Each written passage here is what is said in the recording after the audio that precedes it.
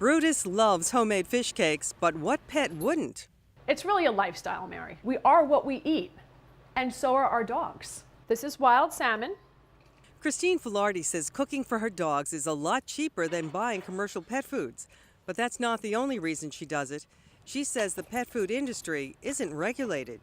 There is a chemical that's used to euthanize dogs and cats that has been found in commercial pet food.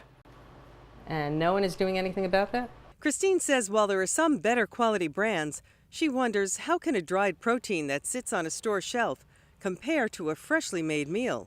The next thing we have to add are 2 large eggs. Christine, who's the author of Home Cooking for Your Dog, says dogs love mackerel and salmon as well as veggies like sweet potatoes and peas.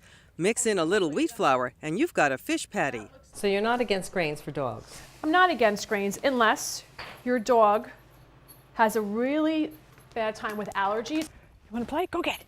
So is it okay to give a dog raw meat? Actually, it's ideal.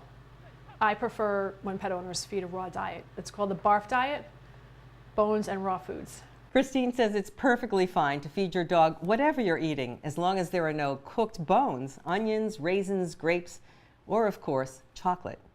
In Huntington, I'm Mary Musi, News 12, Long Island.